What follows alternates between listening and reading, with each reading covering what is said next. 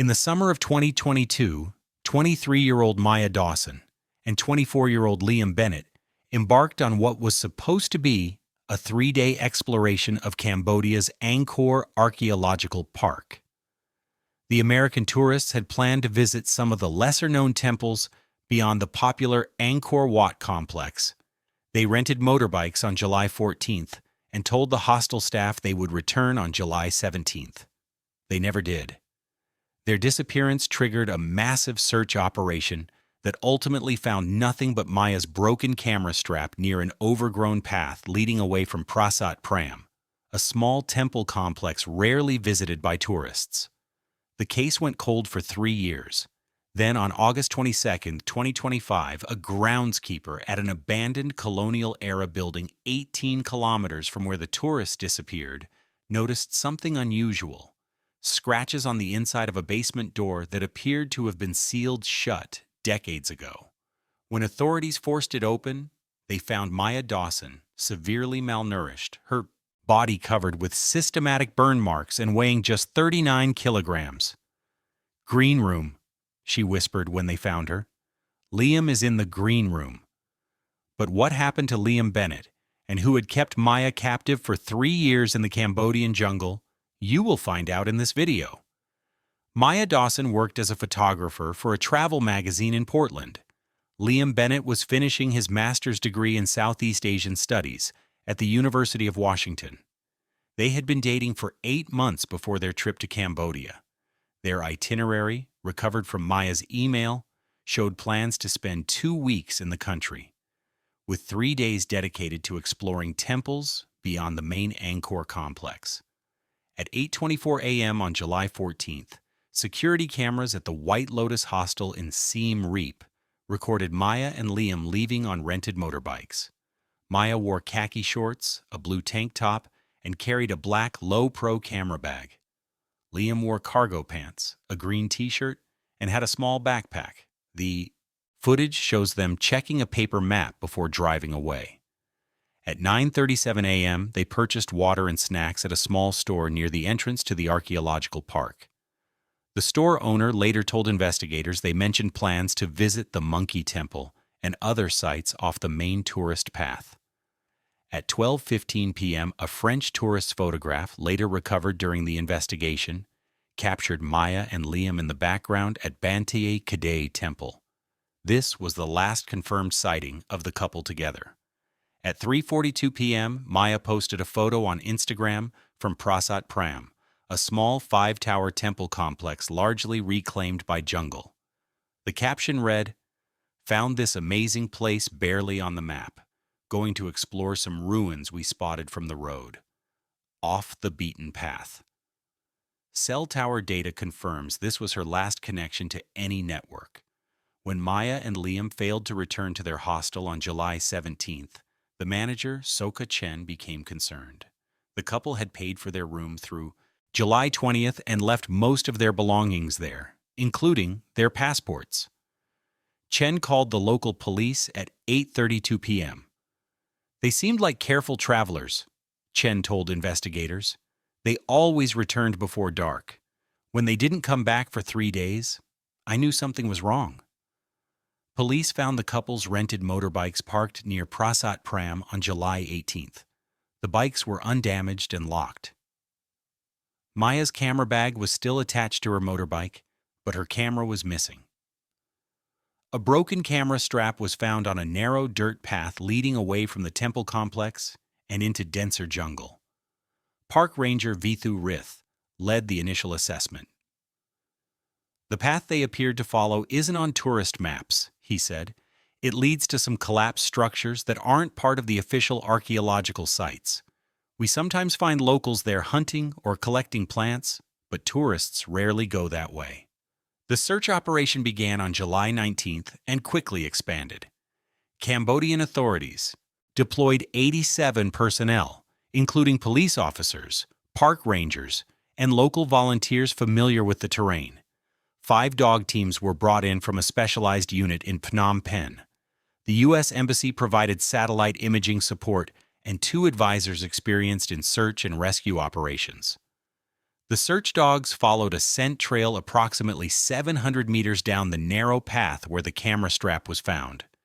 The trail ended at a small stream where the dogs became confused, circling and giving contradictory signals. The water disrupted the scent, explained K9 handler Channery Sock. We tried picking up the trail on the other side of the stream, but the dogs couldn't find a consistent direction. We tried multiple entry and exit points along a 200-meter stretch. Helicopter surveys using thermal imaging detected several heat signatures in the search area, but all turned out to be wild pigs, monkeys, or the remains of small campfires likely used by local hunters. On July 21st, searchers found a single Nike sneaker, later identified as belonging to Liam, approximately 1.2 kilometers from where the motorbikes were parked. The shoe was partially buried in mud near another small stream. No blood or signs of struggle were evident. After 9 days of intensive searching covering a 20-square-kilometer area, the operation was scaled back. Occasional sweeps continued for another 3 weeks, but no further evidence was found. On August 30th, 2022, the active search was officially suspended.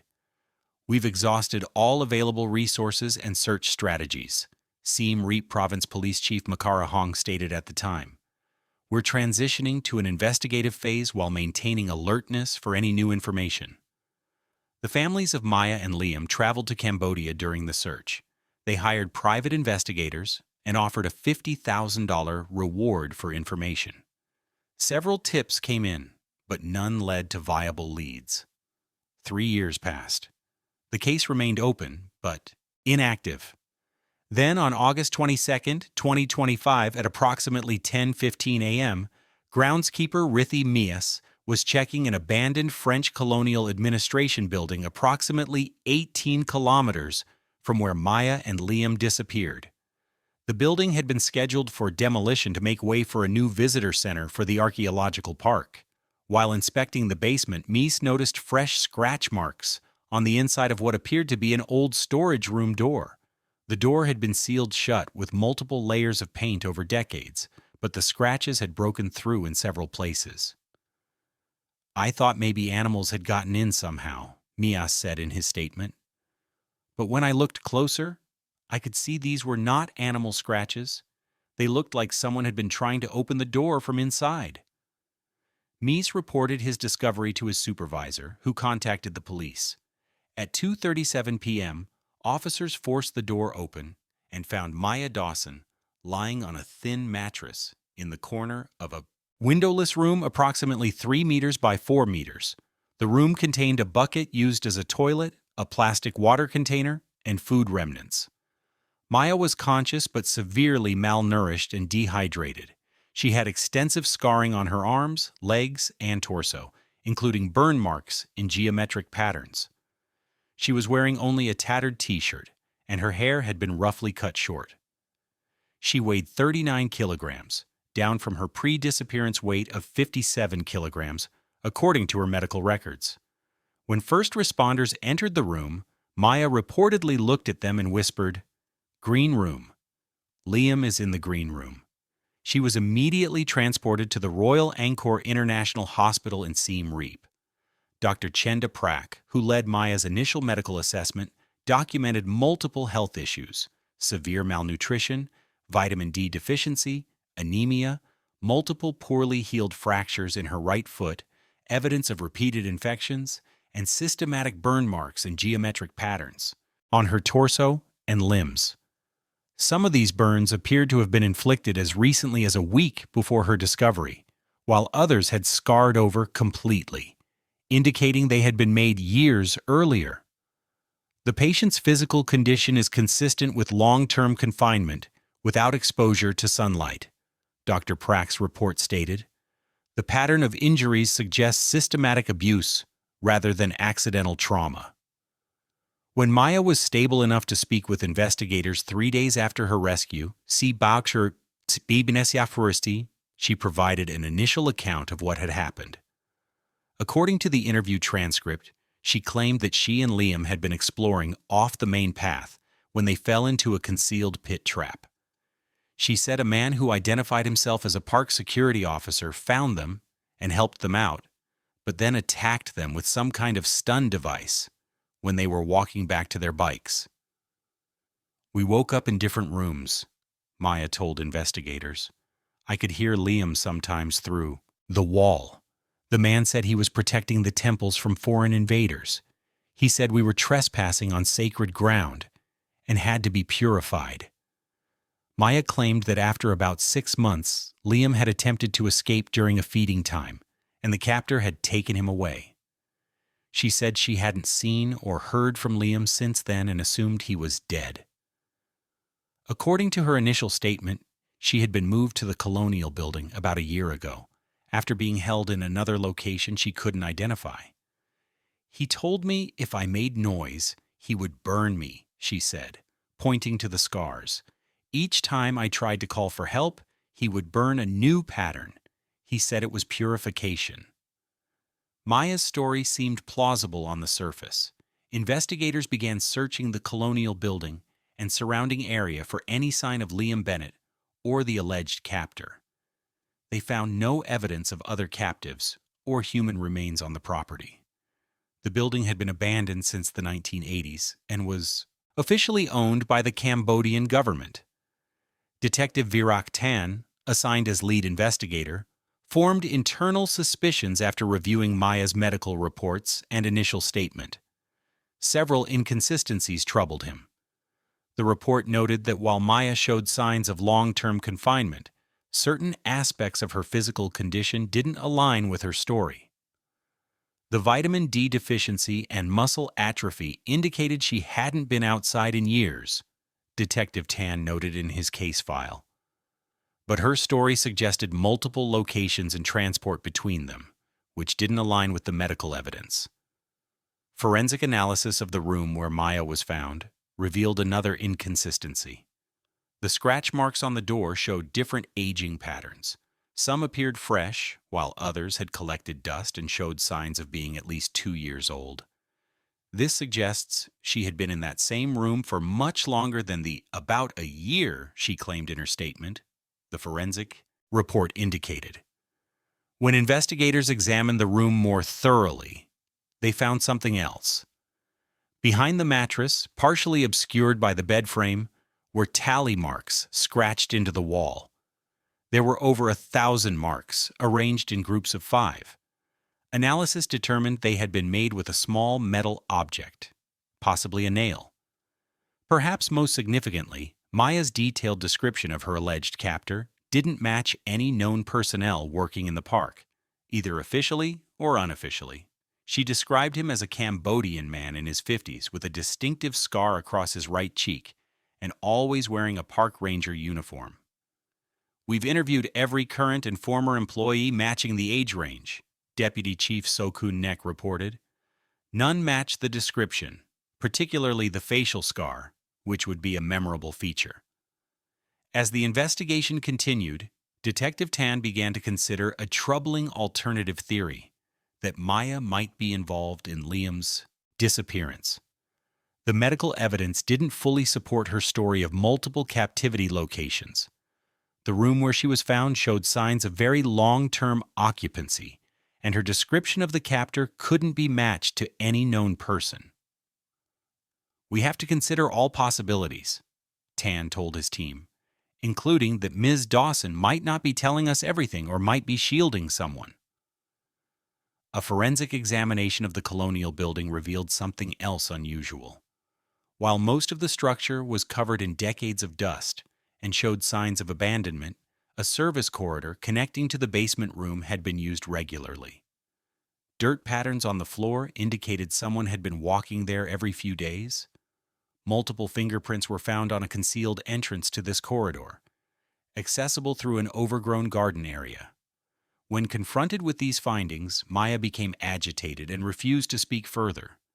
The transcript notes that she began rocking back and forth, repeating "green room" multiple times before medical staff requested the interview be suspended.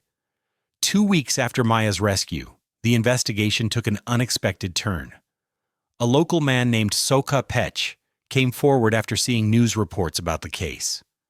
Peck worked as a groundskeeper at several properties in the area, including private villas owned by wealthy expatriates. "I recognized the woman from the news," Peck told investigators. "I saw her 3 years ago at Mr. Charles's property. She was not a prisoner then. She was with him, helping to carry supplies."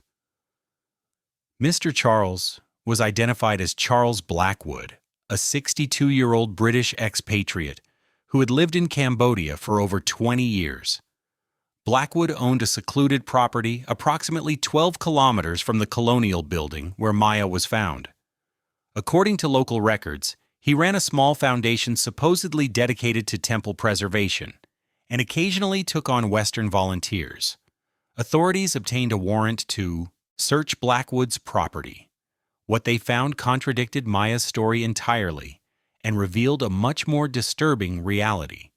The compound consisted of a main house and 3 smaller structures spread across a heavily wooded 2-hectare property surrounded by a high wall. One of the outbuildings had been painted entirely green, including its interior. Inside, investigators discovered a room with restraints attached to a metal bed frame, camera equipment on tripods, and soundproofing materials lining the walls. Most significantly, they found physical evidence linking Maya directly to the property, not as a captive, but as a resident. Her fingerprints were found throughout the main house, including on personal items in what appeared to be her bedroom. Photographs recovered from a hidden safe showed Maya and Blackwood together in various locations around Cambodia, dating back to 2018, 4 years before her supposed disappearance with Liam. Even more disturbing, investigators found Liam Bennett's backpack, passport, and personal effects in a locked cabinet in Blackwood's office. A ledger contained detailed notes about conditioning progress for someone referred to as Subject 7, with entries matching the time frame of Liam's disappearance. When confronted with this evidence, Maya's behavior changed dramatically. According to the medical staff, she became withdrawn and refused to speak at all for nearly 24 hours. When Detective Tan interviewed her again, she finally revealed what the investigation was already suggesting: a very different version of events. The transcript from this interview notes that Maya spoke in fragments, often trailing off or becoming unresponsive when pressed for details. The account was pieced together over several sessions. "I met Charles in 2018, she said. "I was backpacking. He offered me work with his foundation, said we were protecting the temples from looters." According to her eventual testimony, Maya had become involved with Blackwood romantically and later joined his actual operation, an elaborate scheme targeting selected tourists for ransom, exploitation, and eventually murder. "He chose people carefully," the transcript records her saying. "Americans or Europeans with money, studying history or archaeology, people who wanted to see the hidden temples." Maya admitted to helping Blackwood lure victims by posing as a fellow traveler or guide. Liam Bennett had not been her boyfriend as the original missing persons report suggested, but a target they had selected and studied for weeks before the abduction. Charles had a system. "I would make friends with them, gain trust, suggest going off the regular paths."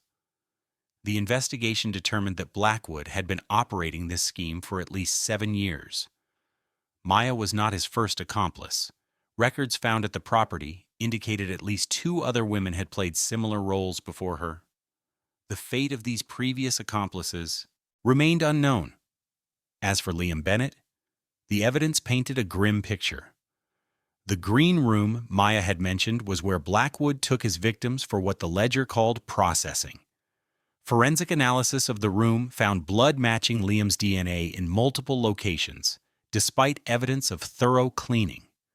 The most substantial concentration was found beneath floorboards that had been recently replaced. When asked directly about Liam's fate, Maya became unresponsive. The transcript notes, "Subject stared at the wall for 4 minutes, 37 seconds before whispering 'green room' repeatedly. No further coherent response obtained."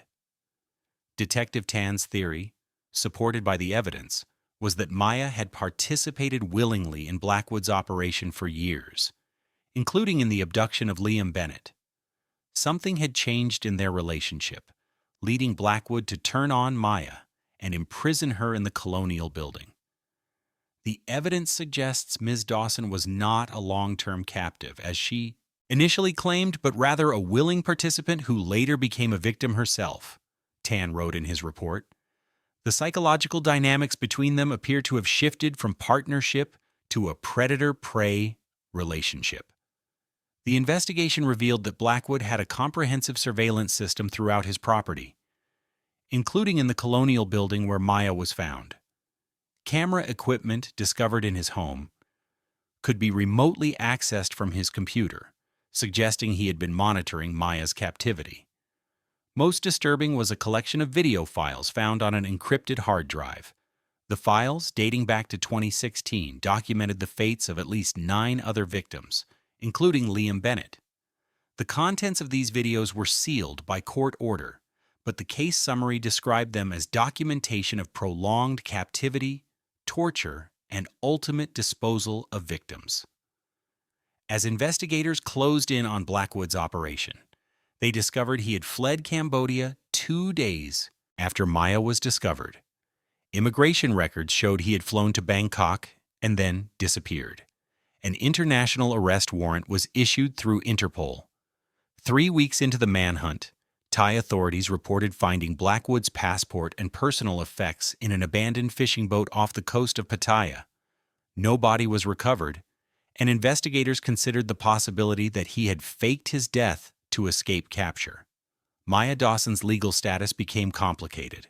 While evidence clearly showed her participation in Blackwood's crimes, including Liam Bennett's abduction, her captivity and torture were equally well documented. Psychological evaluations described a complex pattern of coercion, manipulation, and trauma bonding. The subject displays characteristics consistent with captive bonding syndrome, the psychological assessment stated. However, this does not fully explain or excuse her participation in criminal activities prior to her own captivity. In exchange for her cooperation in identifying other victims and providing details of Blackwood's operation, Maya was offered a plea agreement. She would serve a reduced sentence in the United States after being extradited from Cambodia. The investigation eventually identified 11 victims of Blackwood's operation between 2016 and 2022, including Liam Bennett. Partial remains of 6 victims were recovered from various locations based on information from the videos and Maya's testimony. Forensic analysis of the Green Room revealed a disturbing system. The room had been designed for both torture and filming, with special lighting, sound dampening, and drainage systems built into the floor. Chemical analysis found traces of cleaning agents typically used in medical facilities to eliminate blood evidence. The ledger entries suggested a pattern. Victims would be held for ransom initially, with communications carefully routed through multiple countries to avoid detection. Once ransom was paid, or if it wasn't forthcoming, victims would be moved to the Green Room for processing and documentation. Maya's burn marks matched symbols found in Blackwood's personal journals. The journals contained elaborate writings about purification rituals and marking the unworthy. Psychiatric evaluation of these materials described them as the systematized delusions of a sadistic personality with narcissistic features.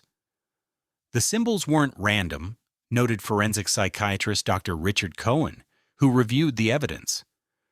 They formed a cohesive symbolic language in Blackwood's mind, representing different violations of his rules.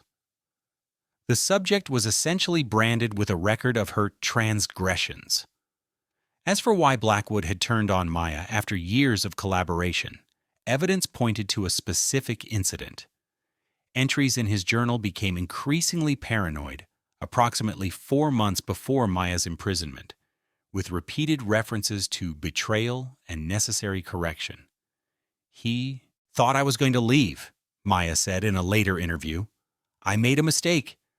Looked up flights home on his computer. He saw the history. The surveillance footage recovered from Blackwood's systems showed the moment everything changed. The timestamp indicated February 17, 2025, exactly 6 months before Maya was found. The footage showed Blackwood confronting Maya in the main house, showing her something on his computer screen. Her body language shifts from casual to defensive. The argument escalates until Blackwood strikes her with an object later identified as a stun baton. The next footage shows him dragging her unconscious body toward a vehicle. In April 2026, 8 months after Maya's discovery, Thai police received a report about a foreign man living in isolation in a coastal village near the Myanmar border.